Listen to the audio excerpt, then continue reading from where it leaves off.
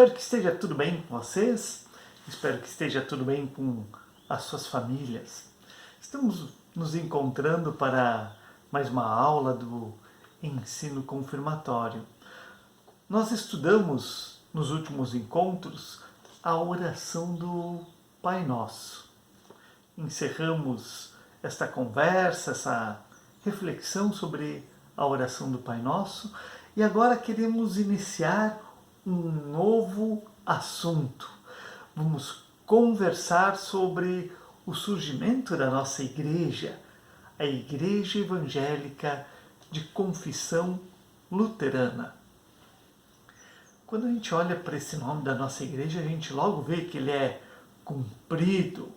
Ele é comprido, mas bastante significativo.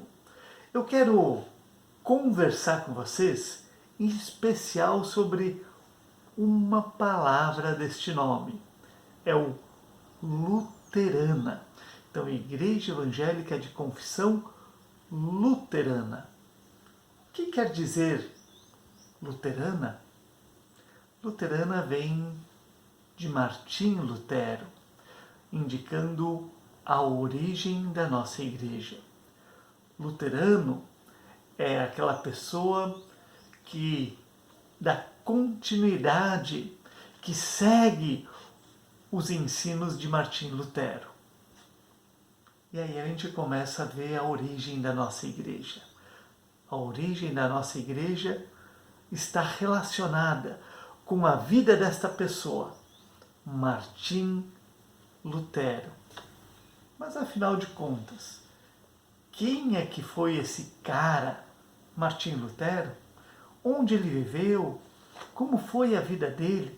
O que ele ensinou? Martim Lutero, ele foi um monge da Igreja Católica. E quando ele estava dentro da Igreja Católica, ele se deu conta que uma série de coisas na forma como a igreja se organizava, daquilo que ela ensinava, não fechava com o que nos ensina o Evangelho. Aquilo que a igreja fazia não fechava com aquilo que a Bíblia ensina.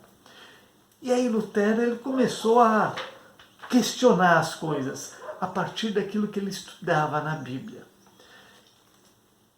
E foi propondo uma série de mudanças, de reformas dentro da igreja. O que é reformar? Reformar é querer consertar algo que está errado. Reformar é querer arrumar algo para que fique melhor. Lutero, então, ele queria fazer uma série de mudanças, de reformas dentro da Igreja Católica Romana. Mas, infelizmente, ele não conseguiu fazer as reformas e foi colocado para fora da igreja, dando início ao movimento da Reforma Protestante, onde surgiu a Igreja Luterana e também outras igrejas. Para conhecermos um pouco melhor quem foi esse tal de Martim Lutero e o que foi este movimento da Reforma Protestante, eu quero compartilhar com vocês trechos de uma minissérie muito além da religião. Esta minissérie ela foi lançada em 2017, quando se completaram os 500 anos da Reforma Protestante, da Reforma Luterana. Mas eu quero que vocês olhem com atenção esta minissérie, até para poder fazer o tema de casa, que vai vir em seguida. Então, acompanhemos esta minissérie. Alemanha, século XVI. Um homem chamado Lutero começava a contestar o poder e as ações da Igreja Católica. Estava começando a reforma que mudaria o mundo.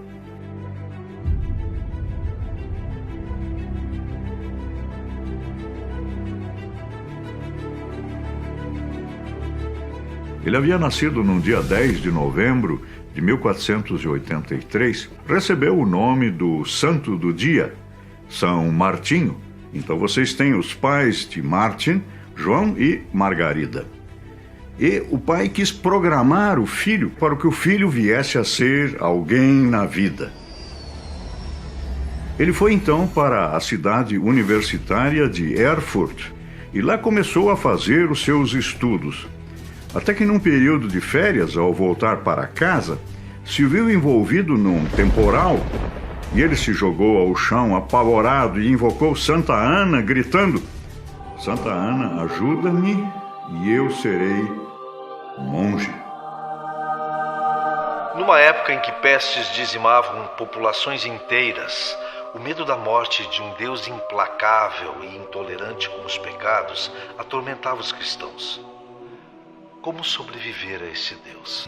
A igreja da época oferecia uma solução. Ela tinha inventado cartas de crédito que garantiam para a gente perdão de culpa, de penitência. Lá no mosteiro, o monge Lutero, por discordar dessa prática, começou a criticar abertamente a igreja. E, é claro, isso acabou incomodando muita gente. Isso acabou incomodando o Papa Leão X, que chamou Lutero e exigiu uma retratação. O que aconteceu é que Lutero foi considerado fora da lei pelo imperador da época, o que significava que qualquer um poderia matá-lo se quisesse. Mas Lutero nunca abandonou as suas crenças, que acabaram se espalhando por toda a Europa. E aquele monge que queria reformar a Igreja Católica não só conseguiu boa parte de seus objetivos, como também acabou criando um novo pensamento religioso, o luteranismo. Olá, aqui ele contou assim um pouco da vida de Lutero, do início dela. Eu quero que você me diga por que Lutero recebeu este nome. E também me explique o que aconteceu que Lutero deixou a faculdade de advocacia. Por que ele desistiu desta faculdade e foi estudar teologia lá no mosteiro? Aqui ele falou uma coisa importante. Ele falou de uma tal de carta de crédito. Eram cartas de indulgência. Em torno da venda destas cartas é que se deu muito da crítica de Lutero à igreja daquela época. A partir da venda destas cartas é que se iniciou todo este processo de mudança e de reforma. A venda destas cartas de perdão dos pecados.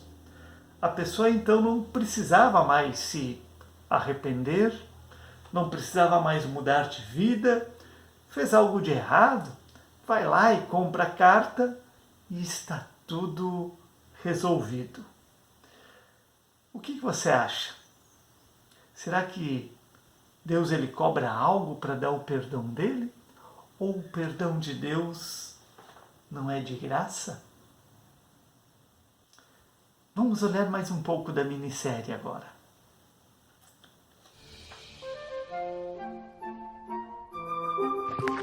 Assim como defendia o acesso de todo cidadão à Bíblia, para que cada um pudesse interpretá-la conforme sua consciência, Lutero também acreditava que todos poderiam falar com Deus, só que sem intermediários. Essas coisas também são legais de botar lá. Então eu não preciso mais comprar carta de crédito. Eu não preciso mais de intermediários para falar com Deus. Ele acredita que Deus desce à terra como Jesus e entra em contato direto com as pessoas. Nos dias de Lutero, igreja é uma instituição hierárquica, onde há papa, imperadores, bispos e um grande público, o povo simples, que assiste à Divina Comédia. e se Deus entra em contato direto com as pessoas também podem fazer o mesmo e falar direto com Ele. E de graça. Nesse contexto, uma única palavra fazia todo sentido para Lutero. O advérbio somente é fundamental, né? Aqui tem uma radicalidade no afirmar, né? Somente o Cristo. É por isso também que Lutero não considerava os santos como intermediários para falarmos com Deus, assim como padres, bispos, cardeais e o Papa.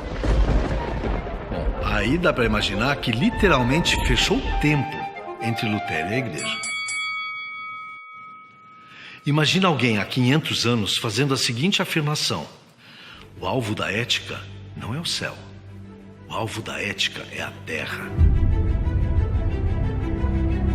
Lutero vivia numa época de transformações. A prensa, criada por Gutenberg, ajudava na circulação de ideias através de panfletos. O acesso das pessoas à leitura permitia que tivessem opinião própria sobre os assuntos. Nicolau Copérnico desenvolvia a teoria de que o Sol era o centro do universo. E Fernão de Magalhães fazia a primeira viagem marítima ao redor da Terra.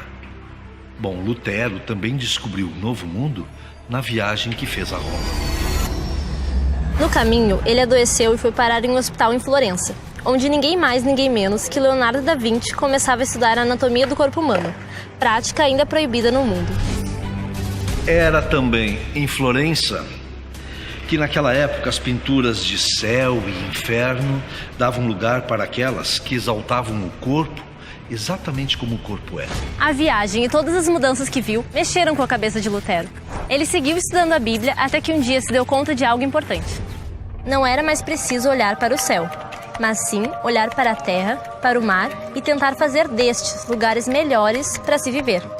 Não só com amor, mas também com responsabilidade e ética. Um dia lhe perguntaram as duas coisas que faria se o mundo acabasse no dia seguinte.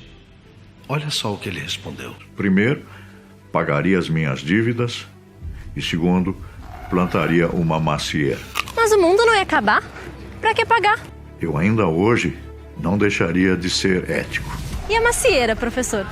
E Lutero responderia para a gente que faria essa pergunta dizendo: eu ainda hoje continuaria afirmando que esse mundo é e continua sendo a boa criação de Deus e que por isso merece ser preservado. Até o século XVI, as atividades relacionadas à religião eram especialmente valorizadas em relação às outras. Lutero vai inverter essa coisa e dizer que a nossa profissão é o lugar onde Deus nos colocou para nós servirmos a Ele e ao próximo dentro do nosso mundo. Há 500 anos, acreditava-se que apenas monges, monjas e sacerdotes tinham seu lugar garantido no céu por meio de seu trabalho religioso. Só que Lutero tinha outra ideia. Se Deus desceu, se Deus entrou na nossa realidade, qualquer indivíduo poderia servir a Deus sendo um bom profissional em qualquer profissão que escolhesse. Naquela época, a grande maioria dos jovens acabava seguindo a profissão do pai, independentemente de terem ou não vocação para isso. Aliás, antigamente, quando se falava em vocação, se pensava apenas em vocação religiosa. Adivinha quem quebrou isso? Ele mesmo. Lutero até criou uma palavra em alemão: Beruf. Como é que é? Beruf, que traduzido para o português significa duas palavras: vocação e profissão.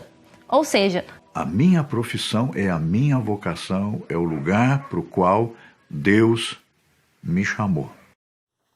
Ele conversou sobre vocação. Como é que você entendeu o que é vocação? A pessoa vive a vocação trabalhando somente na igreja? Ou será que é possível também termos vocação para outras profissões? O que você acha? E por quê? Extra, extra! Imprensa ajuda a disseminar ideias de Lutero.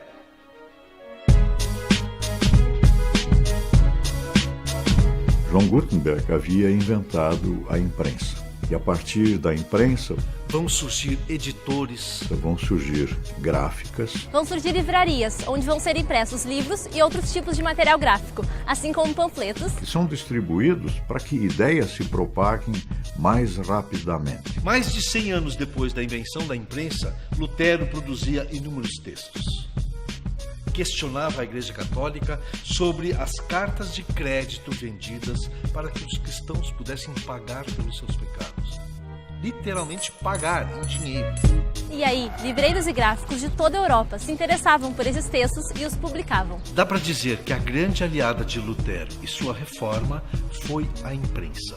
Ela publicava, por exemplo, também os novos hinos que ele estava trazendo. De um lado, uma população que está começando a se interessar por ler e escrever e que canta as canções de Lutero. De outro, um homem escrevendo incansavelmente sobre suas ideias. Dá para dizer que a reforma foi de vento em popa. Eu vou deixar o professor completar. E sem a imprensa, as ideias de Lutero jamais teriam sido divulgadas. Ela é fundamental para nós podermos entender a reforma luterana e seus progressos. Tá ouvindo? Essa foi uma das grandes paixões da vida de Lutero, a música.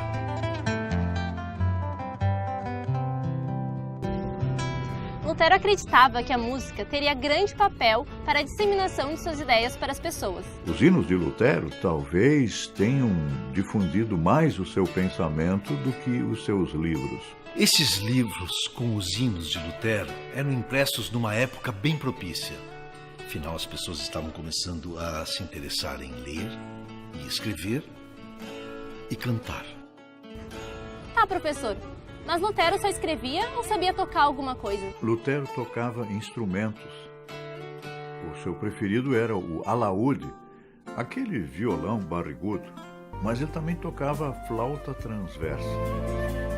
É importante que se diga que Lutero também criou um novo gênero musical. Deixa eu adivinhar. Sertanejo luterano? Não. Já sei, batidão do Lutero.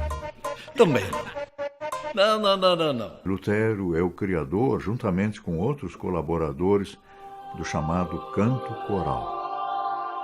E sabe quem foi o mais importante músico e criador desse novo canto coral? Se chama Johann Sebastian Bach, Que no Brasil fala Bach. Bach? cuja obra nós conhecemos principalmente a partir de Jesus, Alegria dos Homens. A marca de Lutero nessa arte foi além da música sacra. Uma peça coral de sua autoria foi incorporada à flauta mágica de Mozart. Há 500 anos, Lutero já tinha certeza de que a música levava os corações e ajudava as pessoas a porem todo o sentimento para fora.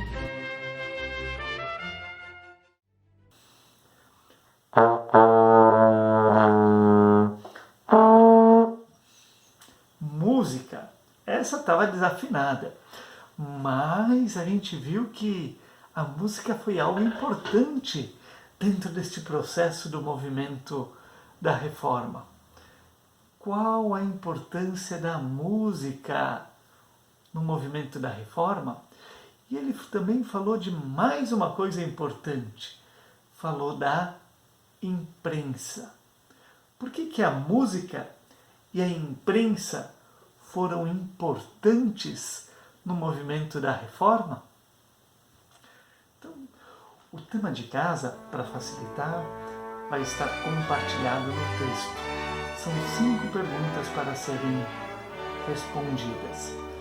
O nosso próximo encontro será no dia 26 de setembro, sábado, quando estarei compartilhando um novo vídeo, uma nova aula. Espero que em outubro nós possamos ter novidades. Vamos tentar fazer então em outubro um encontro por mês presencial e o outro então na forma de vídeo. Mas esses detalhes a gente vai combinando agora no decorrer de setembro. Então desejo que a paz de Deus esteja com vocês, fiquem bem e que Deus os acompanhe e os guarde. Tchau e até o nosso próximo encontro.